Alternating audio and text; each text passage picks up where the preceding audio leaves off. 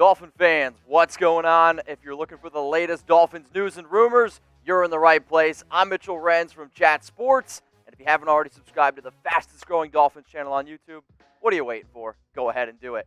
Does anybody know what time it is? Because I don't know about you. Is it Tua time yet?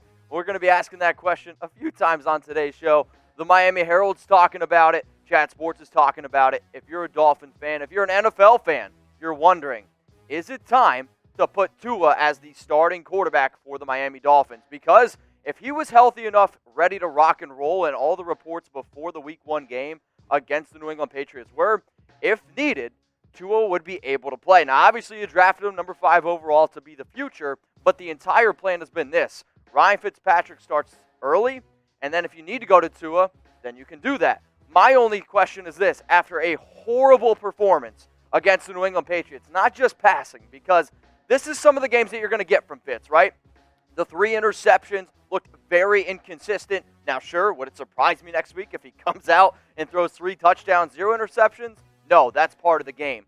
But if you are this Dolphins team, you need to learn and you need to not turn over the football, especially against the New England Patriots. And even though he didn't lose the fumble, he still put the ball on the ground. Those were 4 opportunities where that really could have hurt this team. So right now, here's your depth chart. And if you notice, the Dolphins no longer have Josh Rosen. Why? If you move on from Josh Rosen, that means that you have full confidence in Tua. That's also part of this conversation here. Because Tua, if he's ready to go, maybe you have to at least consider the fact of putting him in the football game going up against the Buffalo Bills in Week 2. Now, I get it. The excitement, it's been there all offseason. And we are going to continue to talk about it, especially when Ryan Fitzpatrick struggles the way he did. So I found this special offer that I want to hook all y'all up with. If you go to chatsports.com/Tua, guess what? You can get a Dolphins Tua jersey for actually only $74.99. That special offer is actually going to save you $25. If for some reason you can't remember chatsports.com/Tua, I want to know how much you drank after that loss last night. But I will put that link in the comments. It'll also be in the description. Also there, they have more than just jerseys. There's t-shirts, there's Tua face masks. If you are a diehard Dolphins fan, a diehard Tua fan, go ahead, get yourself some new gear. So I'm going to show you these Ryan Fitzpatrick numbers one more time in case, maybe you forgot or maybe you didn't watch the game last night. 0 touchdowns, 3 interceptions. Bottom line, it was not pretty whatsoever. So I'm going to make this the pinned comment because as soon as y'all turned this video on, you knew it was going to happen. Is it Tua time? Type Y for yes, or I want you to scroll on down and type N for no. So after a Week 1 loss to the Patriots, it's not great. The reason why I am going to say it's not Tua time yet is because they call it Overreaction Monday for a reason. It was one football game. Was Ryan Fitzpatrick good? Absolutely not. But I don't know if I'm ready to throw Tua to the Buffalo Bills quite yet. That's going to be a tough task. Now, you could have another conversation if Ryan Fitzpatrick struggles against Buffalo. And if I'm Tua, if I'm the Miami Dolphins and I want to give him confidence, yes, it's on a shortened week, but Week 3, Thursday Night Football, primetime game against the Jags, that seems like a lot better first game, not so much Week 2 versus the Buffalo Bills. And then obviously Week 4 versus Seahawks, you could potentially go in that round because he's going to have 10 days to prep. But again, not trying to overreact here. Let's let Ryan Fitzpatrick go back out there in Week 2. If you're a diehard fan, guess what? I don't know what you're looking for, but I can guarantee you this. We're going to be able to provide you news and rumors around the Miami Dolphins 100% free for the next 365 days. If that deal sounds intriguing to you, all you got to do, click that big red button so you don't miss out. So I am going to show you the score here one more time. Patriots 21, Dolphins 11. And was it a good game for New England?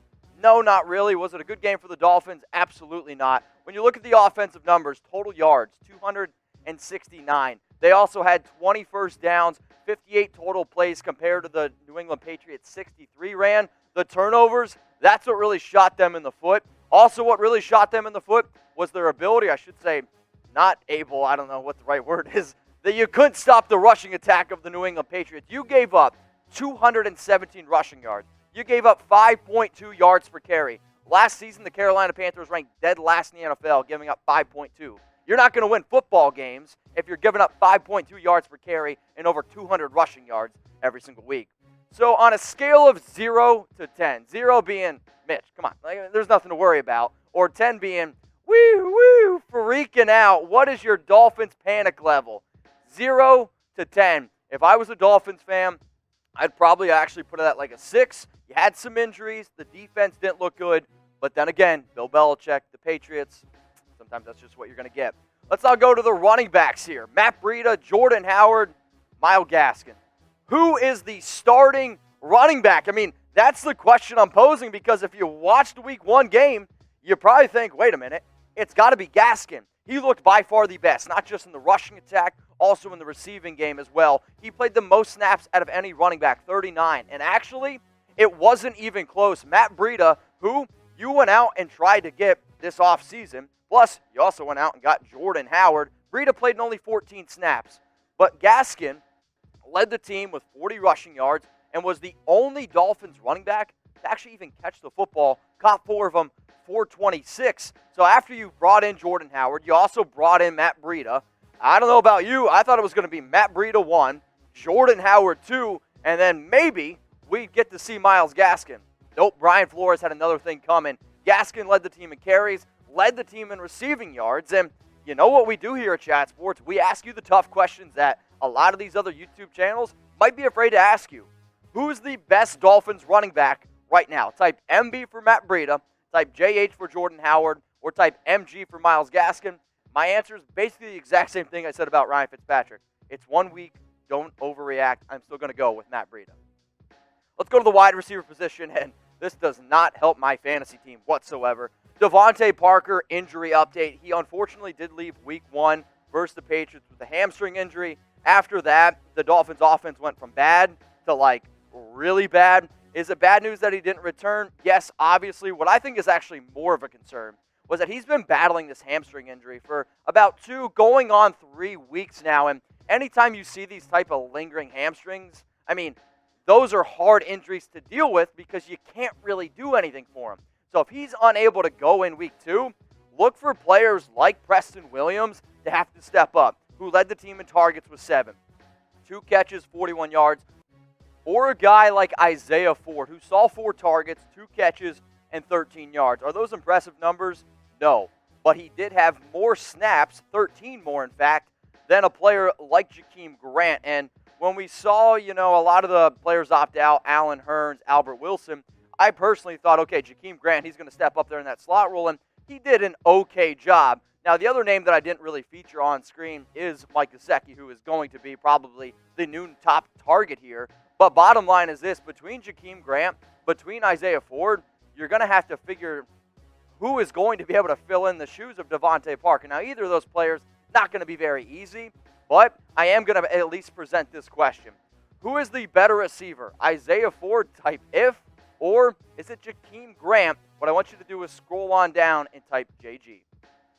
With the injury news to DeVante Parker, you could see the Miami Dolphins make Malcolm Perry active. He was inactive for Week 1. Sure, he was the running back, or I guess quarterback at Navy, but they have been using him a little bit of slot work as well. Another player that could be active for Week 2 going up against the Buffalo Bills, Lynn Bowden Jr. Remember the Dolphins, they traded for the former running back / wide receiver from the Las Vegas Raiders. So between Perry and Lynn Bowden Jr., you could see them active for Week 2. Now, I don't know about you, I was really, really upset to not be able to go to a football game this past weekend. Bottom line is this, though, if you're trying to do your part in the community, if you're trying to stay safe, whether you go out in public or not, you're going to have to wear a face mask. I mean, after all the craziness on Sunday football, after work here, I left, I went to go get food, and I was like, oh, crap, I didn't have my face mask. It's like wallet, keys, face mask. Make sure that you go out and get yourself a Dolphins face mask, chatsports.com/Dolphins mask. Bottom line, do your part. I don't care if you don't want to wear one. You have to do it, chatsports.com/Dolphins mask. I don't know, this is probably the worst hairstyle in the entire, out of all the NFL pictures I've seen. If you made it this far in the video, like if you agree. Now, I have to talk about it because I see this all over the place. Did a Dolphins player try to steal Cam Newton's chain? Between you and me, I don't really care, but I am at least going to talk about it. So apparently after the game, A player reached for Cam's chain. He goes on to talk about it in an interview, and then Christian Wilkins goes on Instagram and says, "We don't want your weak chain." Now, I am going to try to do my best here to read Cam Newton's quote because I don't really know what he's saying, but I still got my chain. I got 2 of them. They were reaching for my chain, though. I think that kind of got under my skin, but throughout it all, man, listen, I don't want nothing taken away from a great team win. And if you thought I was done with the Cam quotes, you're wrong. I don't want to be selfish to kind of focus for us as a team or me personally. A lot of tempers can flare. I was just teasing with the coaches, letting them know that College Park almost came out throughout it all. It was just fun in games. If you want to do your part in the comments and translate that for me, I would appreciate it because I'm not really quite sure what he's saying. But do you think that a Dolphins player tried to steal Cam Newton's chain? Type T for tried, type D for didn't. If you don't really care, I don't blame you. Now, you should care about this. Giving up these type of numbers to a quarterback that realistically his last 8 games prior to this one has struggled. And yes, Cam is actually going on 8 games without throwing a passing touchdown. But when you run like this, maybe you don't need to pass for touchdowns.